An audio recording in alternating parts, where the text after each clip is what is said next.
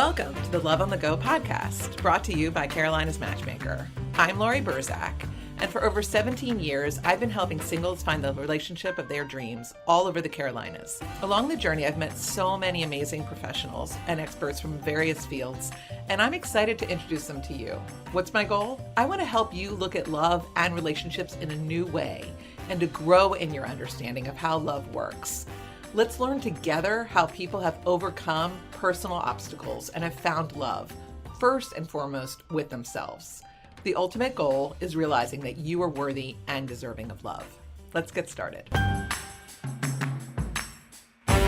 Charlotte Warren That's is me. with us today. There she is. And you can watch this on YouTube too. So Charlotte is a dating content creator that I found on TikTok, and turns out she has an incredible sense of humor and a huge following. She has a podcast called Welcome to the Peasant Party, and she explores all things modern dating and relationship, and she's a chart enthusiast, huge influencer. Welcome, Charlotte. Thank you so much for having me. It's an honor to be here. I remember when I saw you on TikTok, and I think I followed first. I love following matchmaker accounts. Y'all are, for lack of a better way to put it, the boots on the ground where you hear from so many different daters. So I always think that the takes and advice that matchmakers have, with especially you with a ton of experience, have just some of the best advice. And I always like to follow people with these good takes, so I have something to work with. Like, what are the trends? What are people seeing now? What are you guys seeing when people walk in the door? I think I've been on like Matchmaker Maria's podcast, have a great relationship with her. Yep. Midwest matchmakers are awesome, as TikTok friends as well. So really love to follow professional matchmakers, and honored to have you as a follower and to be your friend on TikTok. Thank you. I feel the same. And I want to talk about Business Insider quoting you in their recent article a few days ago.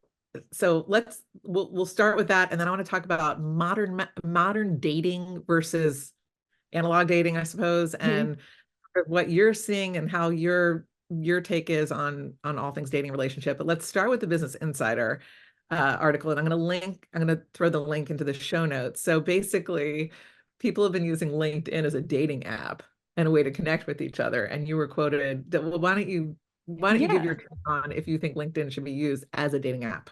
Yeah, so Carrie from Business Insider contacted me via email. I think I did a video.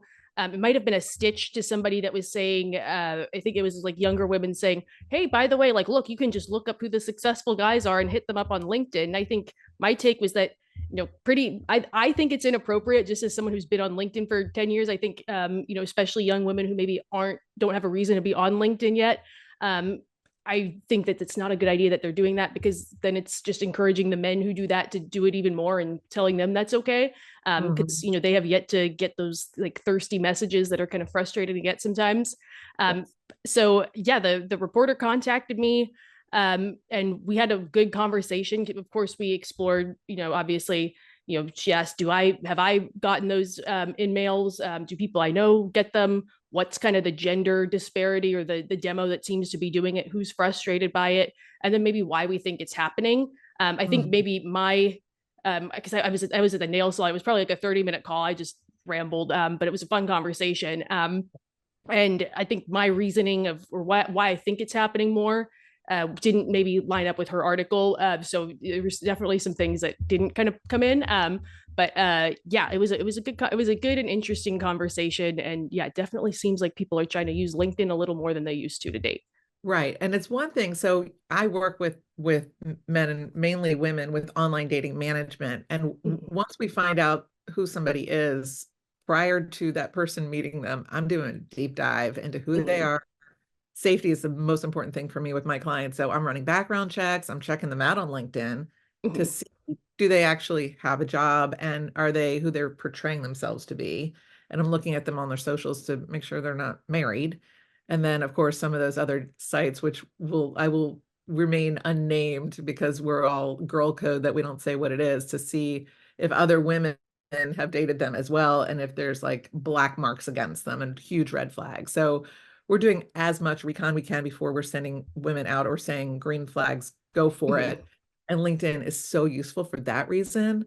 But let me ask you, do you think there's any like okay ways to use LinkedIn as a dating app? Like if you're like super transparent, or Ooh. do you think that it kind of adds, does it create this total disparity? Like, for example, in the article, it said that tech entrepreneur George Hotz, he put a LinkedIn bio, um, and he used that to kind of show that he was sort of using the site exclusively as a dating platform. And he was kind of like, here's who I am. If anybody is going to be, any smart, intelligent, pretty women visiting San Diego, like shoot me a message and invite me out for a drink. Interesting. So I think first the way you mentioned using it as a CYA type tool to make Yeah. sure that the person you've matched with on Hinge or Tinder or whatever, or that you're being set up with is who they say they are. Mhm. As I think a lot of women know, the Google search of the first name and whatever company and title they've listed in a city, LinkedIn Yep. usually pops up. You get the last name. So I think that is, I'm a huge believer in Googling and doing kind of your due diligence on that. And so I think, yes, use it that way. I Mhm. think there's also there's a few dating apps or like the League I think, for example, that pull information from LinkedIn. Mhm. And then I kind of think beyond that, like I think with how the market looks for people that are career seekers or job seekers right now, it's really helpful to keep LinkedIn as a tool for job seekers and business strictly, especially just because yeah, a lot of people that want to use LinkedIn, they never start with for dating, they never lead with I'm here because I see you as attractive, I want to date you. It's a lot of times they do so under the guise of mentorship, and I get it, people don't want to be rejected, they want to have that out.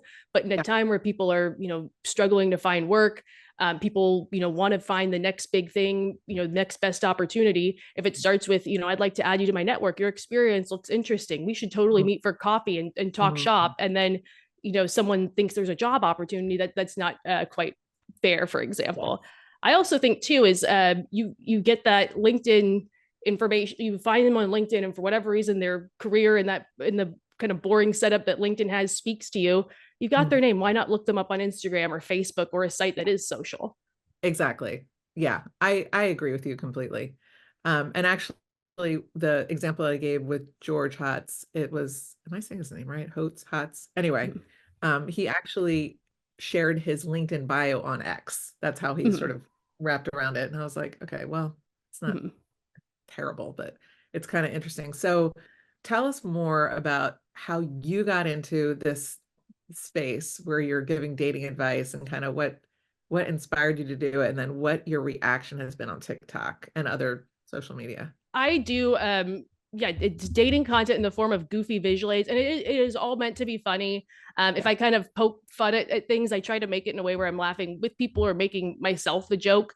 Mhm. But yeah, really how it kind of all started, probably a year, it was summer of 2022. I was at a brunch table conversation with a bunch of female friends. We had mimosas, over brunch. So, kind of we're being jokey, talking back and forth. And I was retelling an old story about how, one of my friends, I said, oh yeah, this guy Phil that, Ashley dated. And she stops me mid sentence to say, we were never dating. We weren't in a relationship. We were only talking. And it turns into this whole quabble of, no, you were dating. You were going on dates with him for the course of 6 weeks. He was your Mhm. date to our company holiday party. We used to be coworkers. You were dating, and it was this whole back and forth over brunch and mimosas, and the women are like, is it dating or talking? What about seeing? What about all these words? And I think Yes. Ashley ended it with, well, fine, agree to disagree. And me being stubborn don't take that well. So I think I drew it up. I did it on paper, and it was this timeline of like, no, talking is that window of time before that first date takes place. Once you're actively going on dates, that's dating, and people shouldn't be afraid of the word dating. And I took it to TikTok. I said, this is the chart. And I think some big influencer chick stitched it, and it blew up. People, of course, debated in the comments. And it's funny because there was a lot of discourse, not only along the lines of age, like obviously, I think the trend among younger people is to call dating talking, but it's also very regional. Someone chimed in and said, AAVE, like talking is a very common thing that people say, and it feels like cultural as well, like just kind of all these words we use to talk about dating. Um, Yeah. And I kind of had fun with it blowing up. I have a career in marketing. I was at the time, I think I had a boss tell me, you should probably work on your public speaking if you want a promotion. And I said, this was kind of fun. Maybe I'll do this again. Uh, and kind of sat on it for a second. And then I think the next weekend I had a friend tell me, this guy ghosted me. And when I think ghosting, I think, somebody that you had something meaningful with just disappears off into the night, and it's kind of traumatic. Totally. Just to find out mid conversation that it's just some guy who stopped talking to her on a dating app. And I said, wait, that's not ghosting. So I'm like, Right. here's another idea for a video. Like, what is the bar for ghosting? And I was trying to draw it up on like a notebook paper, and I was like, this is too complicated, because I'm like, it should be like an XY axis. Like, I think it's relative to how serious the relationship is, but also how much effort that you've made to make sure this person knows you're interested in seeing them again. So because it takes two to be ghosted. So I'm trying to draw. I'm like, this doesn't work. And then I had my computer. I had templates that I would use for work PowerPoints. I'm like, this will be more legible. I guess I'll use some of these templates I use for work. Right. And then I drew up. I said, we've watered down the term ghosting so much to where it means nothing anymore. Here's the bar for ghosting. And it's fun. And I made it really funny where it was, going all the way from, first dates all the way through marriage, and then the effort you make. Because the idea is, how much effort have you made to let the ghoster know that you're interested in seeing them again? The more clear it is to them, the Mm-hmm. less room they have to say, I didn't realize they were interested. Because so many times I think a ghosting is more of what I would call a fizzle. Two people go on a date, Yeah. no one says anything to the other, and you Yeah. just assume, oh, they didn't have fun. Lo and behold, they're waiting for a text and they think you ghosted them. Right. And it goes all the way from silence, basic pleasantries, thanks, I had a nice time, a call to action, hey, how are you today? Or invitation, like, hey, like, would you like to go to the movies on Thursday? If you send them that, they don't respond, it's clear you wanted to see them again. Ghosting. And it's funny because it goes all the way up to contact authorities, which makes it seems kind of silly. You wouldn't do that on a first date. You do hear of people doing that where they get ghosted and someone goes and calls the morgue to see if someone found a body there. But if you up and leave a spouse, with nothing to be like, with no note, no message back, it would make sense that someone would say, call the police. Oh my gosh, they're missing. I can't find them. So Yeah. I kept it humorous, and that one blew up. And then it was kind of like, I think we got a niche on our hands, and I kind of kept going with it. And something that I think worked really well was kind of going with these like goofy dating buzzwords that are brand new. Like, some of them have barely hit the dictionary. They don't Yeah. really have a clear definition. I think a lot of them exist on a spectrum. Mm. So it's been a lot of like, what does this silly word mean? Making fun of the fact that the word has to exist at all. Uh, Right. Things like that. And I have a lot of fun with it. I like to think of myself, like, if you think of, say, a podcast like Pardon My Take, a sports podcast that Barstool runs, the hosts of it, they have never been athletes. They have never been coaches. They are not coaches of a sports team. They just have kind of funny things to say about it. They take special interest in it. That's Yeah. kind of how I see myself. I'm not a dating coach. I don't kind of do a walkthrough of my romantic life or anything. I just kind of have some things to say from the sidelines that maybe people will find entertaining. Maybe people can relate to or commiserate with. But yeah, Right. that's kind of what I do. Kind of a long-winded runaround. No, that's great. It's a wonderful description, and it's hilarious. You're so funny. I'll land on one of your TikToks, and it's essentially a screen with depicting a chart or whatnot, Mhm. and you literally yelling at your computer. And I'm like, oh God, there's the yeller again. There she is. Sorry. I'm like, what is she talking about? Let me find out, because you're very emphatic. So I should say that instead of yelling. An emphatic voice pointing at the screen saying, here's the deal. And it's so emotive and wonderful. So I think you're doing a great job. And I agree with the everything that you've said so far, especially about the ghosting, and also the talking stages. Like, even with online dating, like, I always tell my clients, when you're DMing somebody, when you're messaging, that's not dating. That's to Mhm. decide if you want to meet somebody. And that first date it's not a date. It's a meeting to decide if you want to even go on a first date with them. And Mhm. then even dates 1 through 5, you're still not dating until you've decided that you want to really be exclusive with somebody. And that's when it becomes more serious, and that's not even necessarily even a relationship. That doesn't even mean you're in love when you decide you're going to be exclusive. It just means that you've decided not to go out with anyone else to even see if this could be a relationship. Mhm. That's the way I Exactly. look at it, right? But a Mhm. lot of people get so confused and even feel guilty about messaging more than one person at the same time. because they're Mhm. afraid that it's cheating or meeting more than one person at the same time. And that's why I always tell people just go romantic light and you can Mhm. date, meet, and message as many people as you want until you decide that you want to be completely exclusive. And it's smart to interact that way with people. Yeah, no, I totally agree. I think everyone just has such different styles of dating too. Like I think multi-dating, I think there's some people where they like to date one person at a time, and that's just what works for them. Like I always felt like I was that way before I got into a relationship, and for me it was just I have ADHD, and I feel like I would mix up names or stories. I felt like even when I would have dates that were like too close together, if it was a new Right. person, I was like, wait, I thought I told that, did I not tell that story already? And I mix up things like that. And then I would just get feelings of guilt because I remember I would have friends tell me, you should be dating, you should, always have somebody else you're talking to or dating. That way you don't, get so caught up in one person. Don't put all your eggs in one basket. Yeah. But for me, it was just like, I need to be able to, like, this is how, I know um, that this person is right versus, do I spread myself too thin or do I put it all in one person? That's just what worked for me. But there's other people who say, um, you know, I don't know yet. Like I'm someone that dates with the way I end up in relationships, things just tend to be a slow burn for me. So it's not this spark. I need to have, a few dates. I need to be able to compare them against other people, not have this sunken cost feeling. So Yeah. I think it really, the styles we date really vary. And sometimes it takes a while to figure out what works for you. Definitely. I love that. And what are some of the recent buzzwords that maybe people haven't even heard Oh about when goodness. starting dating? Putting I'm you on the trying. spot here. Yeah, I'm trying to think. I feel like Oh, I know one, what? situationship. That's been around for a minute, but I Hmm. do feel like now everybody's getting to know it. Yes, and I think that yeah, that one you hear more, and also people get very confused on what is a situationship in the first place because I think Mhm. there's my take is a situationship is something that is a casual situation where people want the perks of a relationship without the responsibility. So you want to be able to have date night with somebody one night, but you don't want to pick them up from the airport or be their plus one to a random wedding in Wyoming for people you don't know. Like you want all the perks and then at your convenience. That's my Yeah. thought on what a situationship is. But some people refer to as a dating situation. You've been going on dates with someone you're not in a relationship with yet as a situationship. It's so interesting because that word, it's one of those that nobody has really locked in what it means. I think you don't situationship your way into a relationship.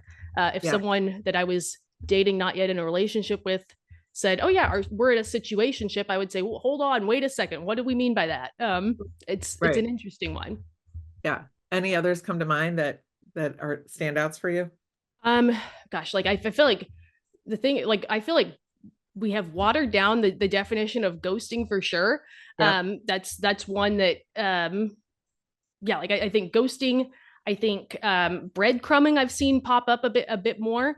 Hmm. And breadcrumbing is when you kind of do this like slow fade type of situation type of thing, where it's you are been seeing somebody and then you just start giving them less and less as your way of like sneaking out. You don't just ghost and disappear right away. You give Hmm. little tidbits and just kind of hope to fizzle out. But Yeah. the thing is, with some of these words, like even ghosting, breadcrumbing, a lot of them speculate on a person's intent. Like a person who says, "Oh, this person's breadcrumbing me," they think that other person is sitting in their house, strategically mapping out a plan. Okay, I'm going to go shorter and shorter of a message, longer Hmm. and longer amount of time between texts. I'm just going to sneak off in the night, or the ghoster is, oh, I better get out of here, like, dodge any attempts at communication. And Hmm. a lot of times, those things that are happening. The person on the other end isn't evil; they're just not interested. Yeah. They're not sitting there saying, "Oh, I got to get out of here." They're just kind of, they see the text in their phone. Oh, I'll get back to this later because that Yeah. person's not a priority. Like the assumption, that's something I feel like you see a lot with any of these buzzwords, is the assumption that the person on the other end is this maniacal, evil person with a diabolical plot to make you sad, and that's never the case. No, it really isn't. You know what I did a video on recently was limerence. Mhm. And a lot of people hadn't heard about that yet. Have you done anything on limerence yet? I haven't. What is limerence? So it's the same feeling as falling in love, except it has addiction qualities to it. So it's Mhm. very similar to that, where you get just like tons of dopamine hits off of Mhm.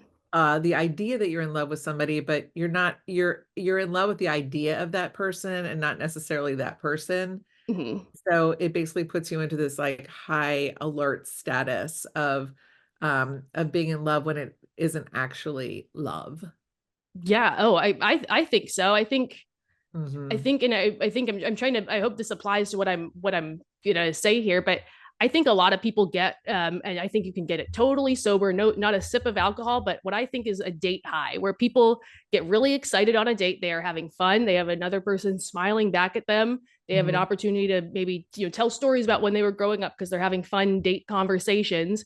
And I think a lot of people, they overpromise and they end up overpromising and under delivering, or they Hmm. say, like I guess pillow talk, not necessarily in the bedroom, but things that they think sound good in the moment, and they genuinely believe them to be true as they're saying them. Hmm. But then, they go home next day, they wake up to work, and then it's kind of like, it was I thought I meant it when I said it, or maybe they think, oh, we all talk like that.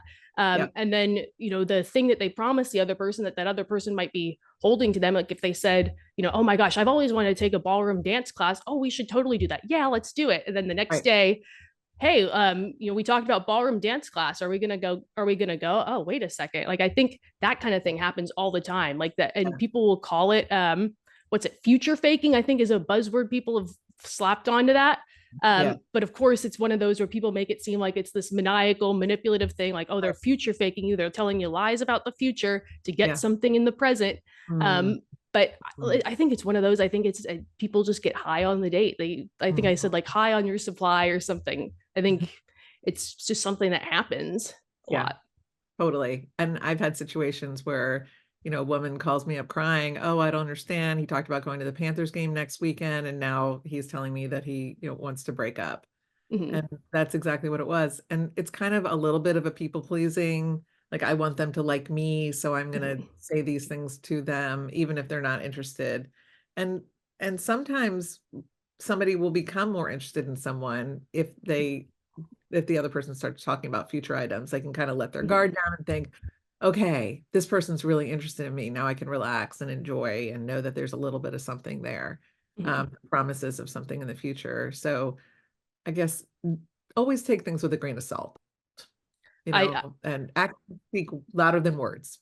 I think so too. You because anyone can say anything. It's the hard thing to do. It's easy to use your hands in text. It's hard to go places with your feet. Look at what people are look at their feet, not their hands, is what I've heard some people say. But I also think in some cases the reverse is also true, because people say look at the actions, not the words. But I think it's more so the actions should match the words. Mhm. Something I see, like I'm in Austin. Yeah, I'm 30. I have friends who are single as well, and they're dating guys who have who've made something of themselves. They're successful. They've got a good income stream now. And something I see a lot with happening to female friends is the guy will take them on a nice date. He'll have some event. I would like come as my date, and it'll be this thing or this date or this interaction that just feels extravagant. Or they go over to have movie night, and he orders sushi from a nice restaurant, probably, oh my gosh, $200 worth of sushi. He must like me. And it yeah, turns out, like, kind of these actions and gestures are relative. Sometimes people just, they like to have an attractive woman on their arm that, yeah, they like these one-off nice dates, especially as you're a guy getting older. You have less of the, going out with the boys type situations. And I think sometimes, maybe it's, what you see on The Bachelor and stuff like that, but assigning weight to some of those actions, because you believe actions speak louder than words, and maybe it didn't mean what you thought it did. Like, oh my gosh, he took me on these nice dates. He spent all this money on me. He brought me as a guest to this award ceremony. Of course, he yeah, wants to date me right. seriously. Wait a second, he doesn't. So I think it's not just the actions, but do the actions match the words? It's something to Yeah, keep an eye out for too. 100%. So you talk about modern dating. Yes. So how, in your estimation, how do you think modern dating is different from pre pre-modern dating, analog dating, whatever it is that you're comparing modern dating to? So I'll be honest. I don't know. I'm 30 years old. When I Yeah. was in, I think it was 2013. 14. I just got out of a relationship, and Tinder came out. Hmm. And I remember it was cool because it was all people in your college town. And so it was people that you like vaguely recognized from class. And it was kind of like, oh, sweet. It was more of like, I have this opportunity to talk to this person I had no excuse to talk to. I think Yeah. it connected with Facebook so you could see if there were mutual friends involved. But I remember when like Tinder came out, and then I think a few years later, I was out of college and Bumble came out. So I really haven't known adult dating without apps. I've obviously seen the apps evolve. I've seen, like COVID, for example, hit where people seem to get like super reliant on the apps. I've seen the buzzwords change, but I've definitely talked to people both on my podcast, just in the dating space, where they talk about pre-text, like how things were different pre-texting. Yeah. You go Yeah. back and watch He's Not That Into You, and you see that they call each other because texting, they still had the flip phones and stuff in those shows. So I don't know what to compare it to. And sometimes I think some people have said, people romanticize kind of pre-modern dating, and they said, just because um, even with if even without the tools and kind of modern technology that's changed dating, like the excuses were still there. Like Mhm. someone even joked, like, back in the day, it wasn't just like, oh my gosh, I'm so busy with work. It's, my horse and buggy just like broke on my way there. Sorry.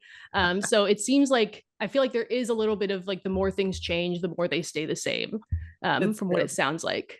Well, what I was just thinking, because I'm Gen X, so boys used to write me letters. And Oh. like, can you imagine now somebody taking the time and effort to actually write a letter? Well, when we got a letter, it was like no big deal. It's like, okay, Chris just sent me a letter. It's like, okay, John just sent me a letter. It's fine. That's how we communicate. Sean, I just got a letter from Sean. But I never thought it was like even that big a deal. I mean, it was great to receive a letter. And that's kind of like even now, like like texting, modern day texting. And even back then, they would when they asked you out on a date, that's when it was the big deal, like you were saying earlier. So, but picking up the phone and making a phone call, I mean, that's the only way we knew how to communicate. It was the only, I mean, and sometimes your mother picked up the line as well. If you're in high school and wants to know who you're talking to on the other line, which is the most embarrassing thing in the world, as you can only imagine for a teenager. And we talked on the phone for hours, and it was just different. I feel like you can connect to somebody in a much deeper way with hearing their voice and whatnot. So obviously there is a lot that is being missed in modern dating, and it is a pity and a shame. However, the apps are such a wonderful way to be able to connect with people outside of your small little tiny town so that the entire world is an option for you. And that being said, having the world as an option for you makes it even more difficult. And especially for, it's not like even people with, ADHD, which I have as well, undiagnosed, but for sure I have it. But men, I think when they have too many options, it's never a good thing. Yeah, or the illusion of too many options. Right. Exactly. Or they think that just because they're on the same dating app as some hot woman, that means that that's the kind of person that they can get. Yeah, and I think so many of these things too, it's all a double-edged sword. Like this new tech of dating apps, it exposes you to people you wouldn't have otherwise been able to meet. There's kind of diversity in that way versus just the people you meet at work. It kind of the same social circle. Like people are really branching out and meeting some exciting people that they wouldn't have otherwise gotten a date, and sometimes something really beautiful can comes with that, but it's also created a lot of noise. So it's just I think, and like you said, I think for everybody there's a lot of like non-options in a way where it's like, yeah, you have all these matches, but are all matches created equal? Like what was one person's thumb swipe versus another's? Like was one person's, oh my gosh, this is they like this TV show that nobody likes, swipe right, and then was another pooping, oh she's kind of pretty, swipe right. And it's like Right. we all kind of we all think matches are created equal, or the same kind of thought process went into it. But then you look at your list of matches, especially as a woman, where you get so many matches and you're just like, which ones here are really interested, or which ones here are serious? And so much so that sometimes you throw your phone at the wall. Yeah, 100%. And I think it becomes an addiction. It's almost like when you're on TikTok for an hour and a half and you're like, oh crap, I just spent a lot of time on TikTok tonight. And versus being on an app where you're just aimlessly scrolling. And Yeah. it does, and that is what people do, is they're lonely at night or they're bored. They're Mhm. like, oh, might as well get on Hinge, might as well get on Bumble, and they're just in it, but they're not in it for it's not intentional Mhm. oftentimes. Yeah, I think there's a lot of, yeah, and I think people just end up chasing a ghost, like, Mhm. sometimes you have to throw away good to get great, and then there's burn the hand too in the bush, and then they're empty handed. I think kind of the wondering of how am I supposed to feel when things are right? Does that feeling I think I'm supposed to feel even exist? Oh my gosh, look at this phone full of digital baseball cards of attractive people. I will never run out. Mhm. Yeah, I think that I think also just there's a certain type of personality that I think maybe is affected by it. Like the person who's like that, I think Logan Ury, who writes like How to Not Die Alone, calls Yeah. them like the maximizers, where it's Mhm. you convince yourself that if not everything's perfect, you're settling. I think it really kind of that person is really affected negatively by modern dating, I would say. Yeah, for sure. No, I agree with you. This is great. I always keep my podcast to like 30 minutes, so I don't want to keep you, but I encourage everyone to follow Charlotte on Charlotte W on TikTok, and it's so much fun, and you're doing really a wonderful job. Thank you. I have so much fun with it. I would be honored to have anyone listening today as a follower. So I am at Welcome to the Peasant Party, all one word, on TikTok, Instagram. Um, yeah, the name is kind of a funny one. I picked it, and by the time I started doing TikToks, it was too late to change it. And I think it's kind of memorable. I Yeah. think it also works because I think I do a lot of, you see on TikTok like a lot of like, oh, I've got to be this high value dater, and I think I do a lot of like what I would call the modern day peasant, the average Joe. People just relatable, kind of everyday person is kind of my audience. And then on YouTube to watch the podcast is the Peasant Party podcast. Welcome to the Peasant Party. We'll take you there. You can listen to that on iTunes or any other podcast platform as well. Awesome. Thank you so much. Thanks. Thanks for listening to Love on the Go. I hope you join us on our next episode. You can make sure to know when it is by following us wherever you listen to podcasts. Also, if you enjoyed it, it'd be great if you left us a review. I'd appreciate it. In the meantime, to learn more about me and how my team can help you, visit carolinasmatchmaker.com. Until next time.